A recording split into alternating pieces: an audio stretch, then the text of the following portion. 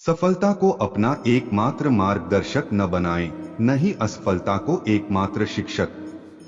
दोनों से सीखें, क्योंकि वे विकास के पथ पर मील के पत्थर हैं जो एक क्षण में बदल जाए, एक क्षण में भंग हो जाए। वह प्रेम नहीं, लोभ होता है। अहंकार वह छाया है जो आत्मा की रोशनी को अंधा कर देती है। भीतर की चमक को पहचानो और वह छाया भाग जाएगी। मैं किसी के भाग्य का निर्माण नहीं करता और ना ही किसी के कर्मों के फल देता हूं। बाबा, तेरे अलावा कौन देगा सुकून मेरी रोती हुई आंखों को?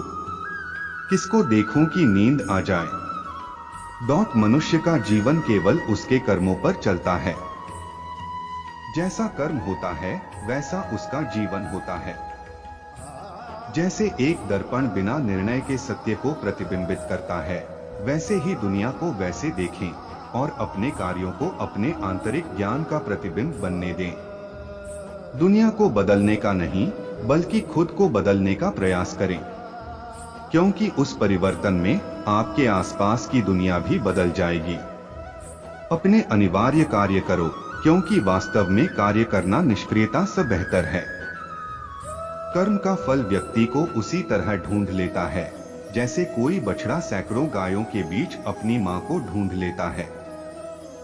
जो अपने लक्ष्य के प्रति समर्थ है वह सफलता की ऊंचाइयों को छू सकता है। भगवान श्री कृष्ण जी कहते हैं कि हमें किसी से भी अंधा प्यार नहीं करना चाहिए।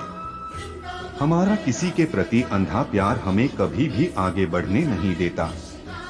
हजारों मील की यात्रा एक कदम से शुरू होती है, आत्मा की यात्रा एक इरादे से शुरू होती है। आत्मा न जन्म लेती है, न मरती है, ना ही इसे जलाया जा सकता है, ना ही पानी से गिला किया जा सकता है। आत्मा अमर और अविनाशी है। किसी के साथ दुख बांट पाना भी एक तरह का सुख है। अधिक प्रेम भी व्यक्ति को बुद्धिहीन कर देता है। आत्मखोज की यात्रा सर्वोत्तम तीर्थ यात्रा है। अपने हृदय में स्थित ब्रह्मांड को समझने के लिए भीतर यात्रा करें। मैं किसी के भाग्य का निर्माण नहीं करता और ना ही किसी के कर्मों के फल देता हूं। मुझे नहीं किसी और को पाने की तृष्णा। मेरे गुरु मेरे आराध्य हो आप श्री कृष्णा। अनुमान मन की कल्पना है और अनुभव जिंदगी का सबक है।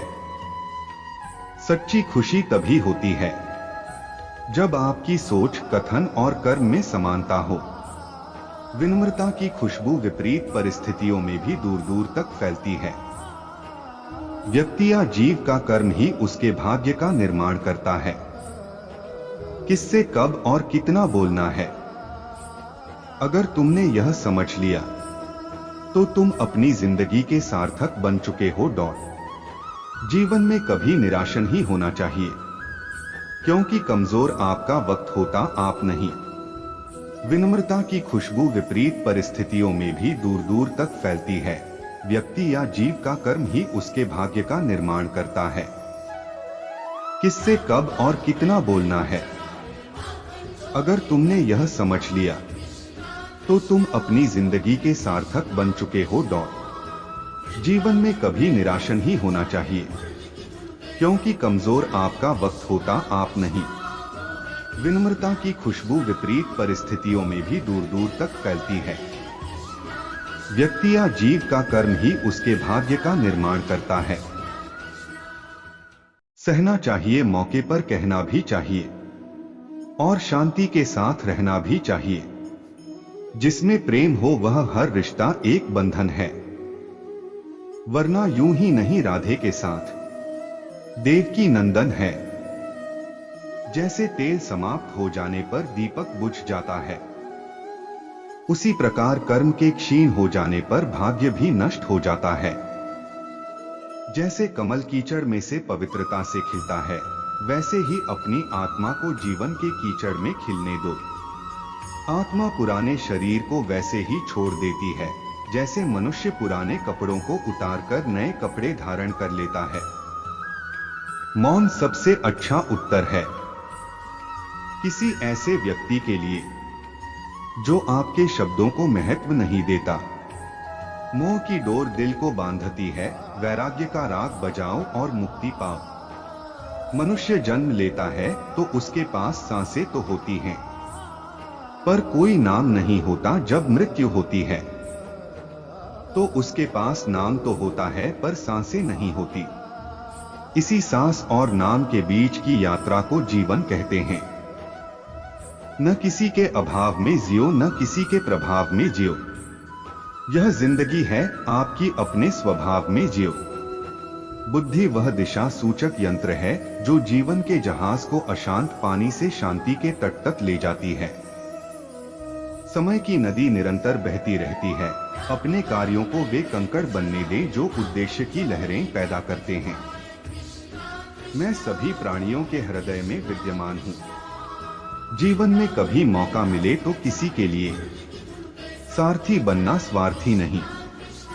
सेहत के लिए योग और किसी की जरूरत पर सहयोग, दोनों से ही जीवन बदलता है। किसी के प्रति मन में क्रोध लिए रहने की अपेक्षा उसे तुरंत प्रकट कर देना अधिक अच्छा है। जैसे क्षण भर में जल जाना देर तक सुलगने से अधिक अच्छा है।